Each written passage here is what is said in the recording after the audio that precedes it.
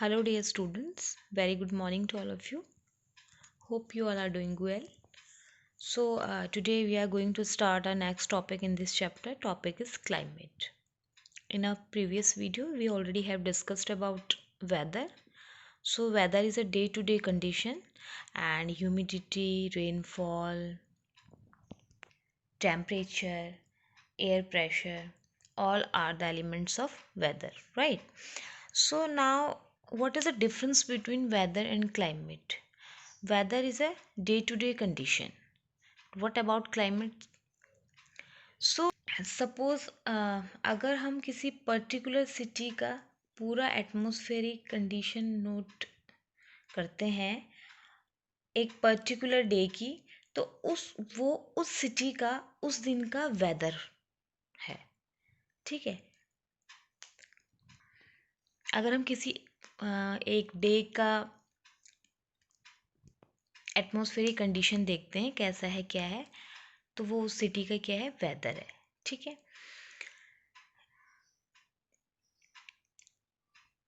But अगर हम एक एवरेज लेकर चलते हैं हर एक दिन के वेदर का और एक लॉन्ग पीरियड ऑफ टाइम तक लेके चलते हैं और लॉन्ग पीरियड ऑफ टाइम तक हम उस वेदर को ऑब्जर्व करते हैं, देन उसका एवरेज निकालते हैं और फिर जनरलाइज करते हैं, तो उस जनरलाइजेशन को ही क्लाइमेट कहते हैं।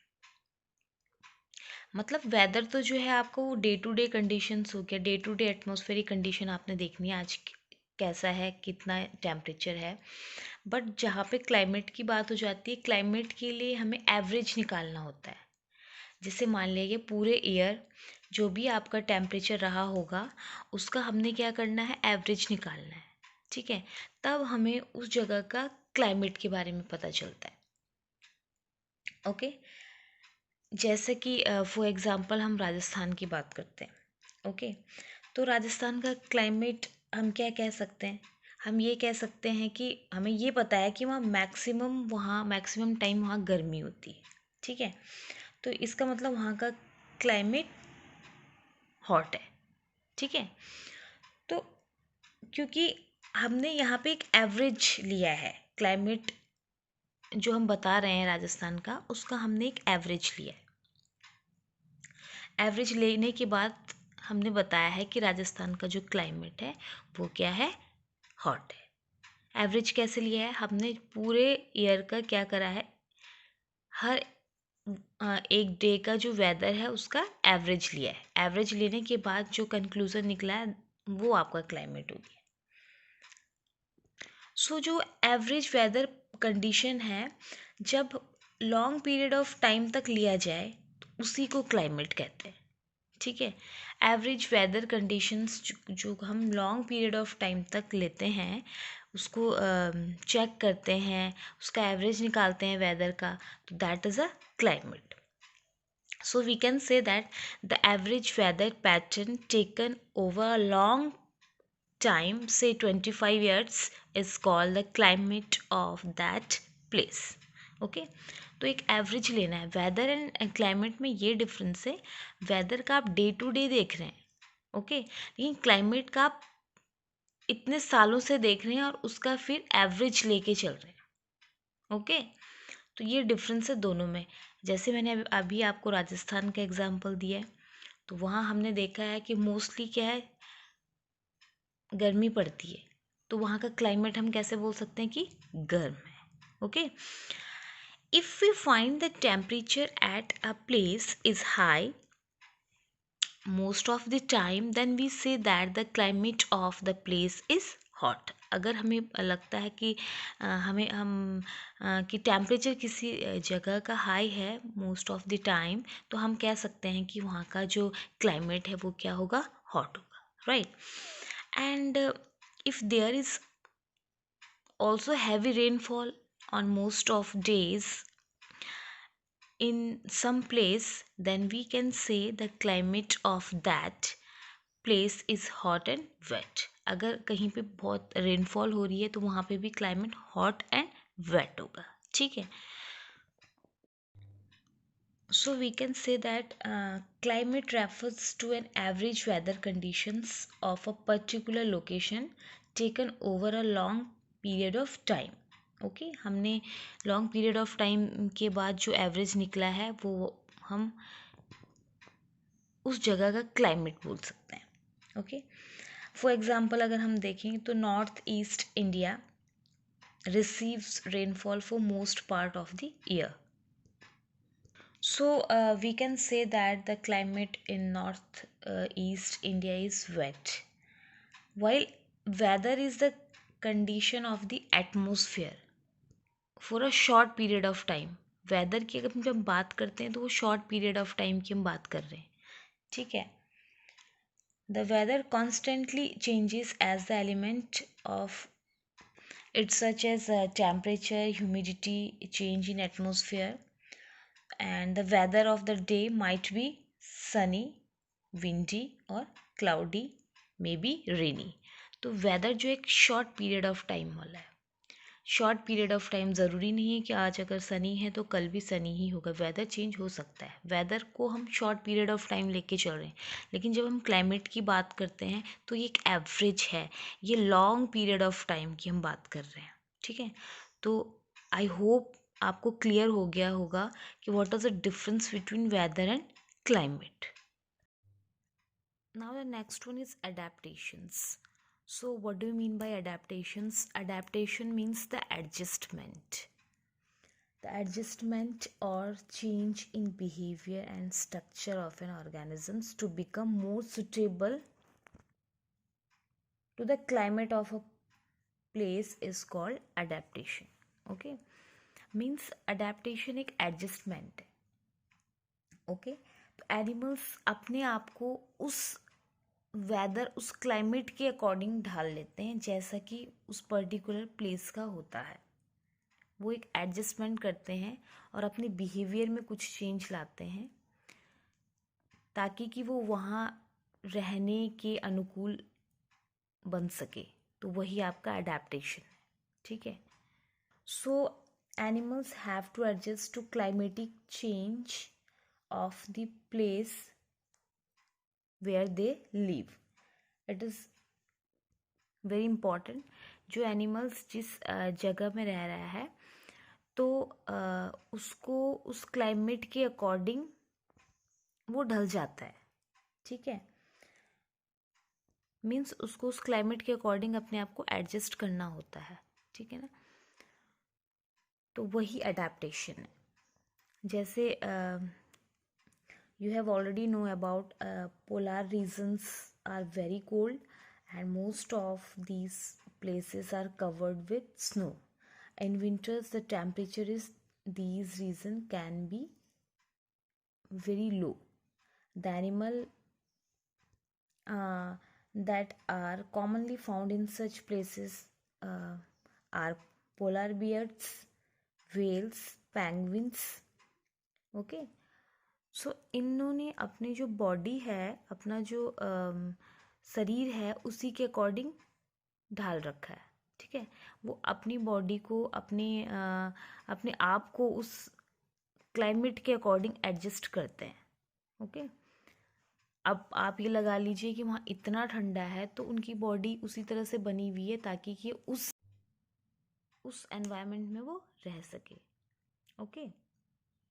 नाउ अगर हम अडेप्टेशंस ऑफ पोलर बियर्स की बात करते हैं सो पोलर बियर जो है कवर्ड विद वाइट कलर्ड फर. ये आप देख सकते हैं वो पूरे वाइट कलर के फर से कवर रहता है.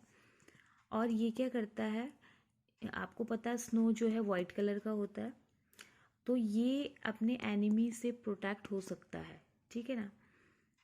ये वाइट कलर जो है इसको प्रोटेक्ट करता है एनिमीज से और इसकी हेल्प करता है to catch its prey. Okay.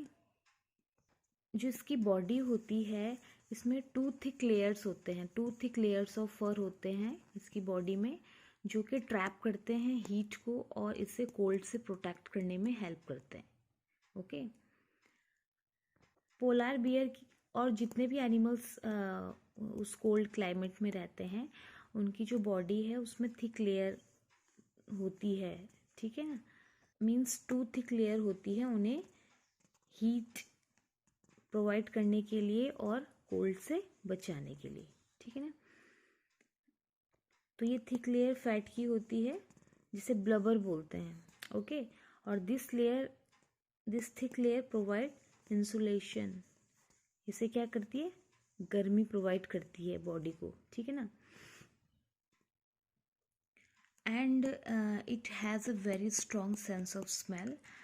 तो जब इसकी सेंस ऑफ स्मेल इतनी स्ट्रॉन्ग है तो ये क्या करता है, ईजिली अपने प्रे को कैच कर लेगा, जो हेल्प करता है इसके प्रे को कैच करने में, okay. And it has long curved and sharp claws, जो कि हेल्प करते हैं वॉक करने में स्नो में, ठीक है ना। आपको पता आइस में अगर नॉर्मली आप जाते हो तो आप फिसल जाते हो, राइट। तो इनकी बॉडी में जो इनके क्लॉज होते हैं ऐसे बने होते हैं कि ताकि कि ये आइस में इजीली से चल पाए, ओके। तो आपको पता है कि जो पोलार रीजन्स होते हैं ये पूरे आइस से कवर्ड होते हैं, यहाँ बहुत ज़्यादा ठंडा होता है और 6 मंथ्स तक यहाँ सन क्या होता है, 6 months the sun does not set and for other 6 months the sun does not rise। 6 महीने तक सन यहाँ पे राइज ही नहीं होता और 6 महीने तक सनसेट ही नहीं होता है, ओके। तो अगर इन विंटर्स की हम बात करते हैं तो टेम्परेचर बहुत डाउन चला जाता है, -37 डिग्री सेल्सियस तक। बट जो यहाँ के एनिमल्स होते हैं they are living there and they have adapted to these severe conditions.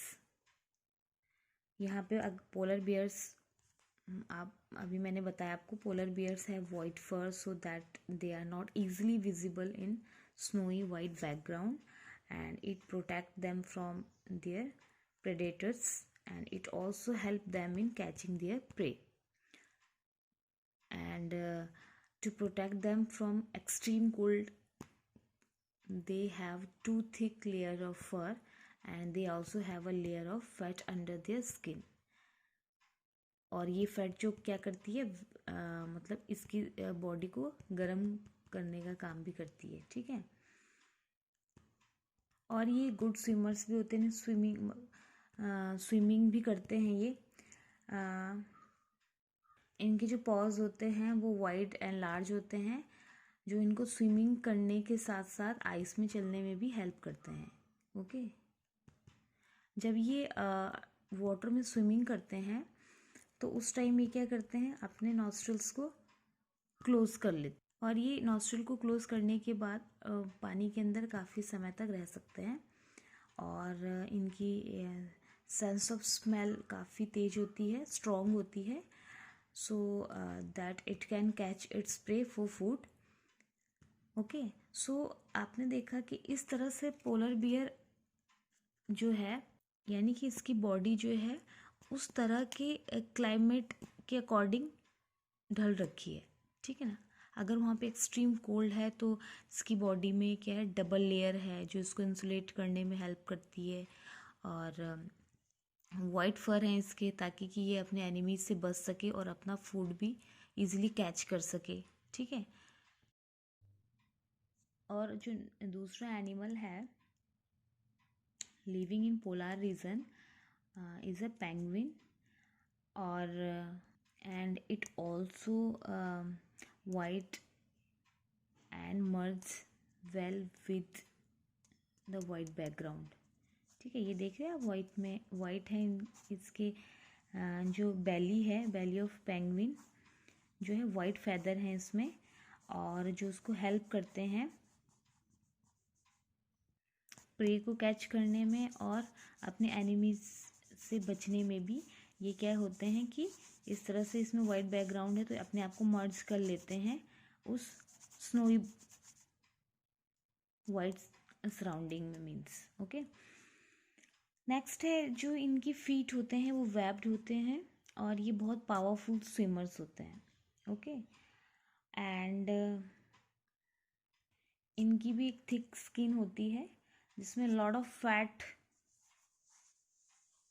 रहता है जो इसे प्रोटेक्ट करता है कोल्ड से। ओके। और पेंगुइन जो है हडल टुगेदर, ये इस तरह से रहते हैं, आप यहाँ पे देख सकते हैं, ठीक है ना। तो ये इस तरह से रहते हैं, तो इससे क्या होता है, ये मतलब इन्हें गर्म रखने में हेल्प करता है, ठीक है ना। और पोलार बियर की तरह penguin are also good swimmers and their bodies are streamlined and their feet have webs making them good swimmers. इनके अलावा other animals living in the polar regions are many types of fishes. आपका foxes है, seal, whales and birds. तो जो birds हैं वो migrate करती हैं warmer region में when winter sets in and they come back after the winter is over. Okay. So इस तरह से जो एनिमल्स पोलर रीजन्स में रहते हैं उनकी बॉडी उस क्लाइमेट के अकॉर्डिंग क्या है, ढल रखी है। ओके।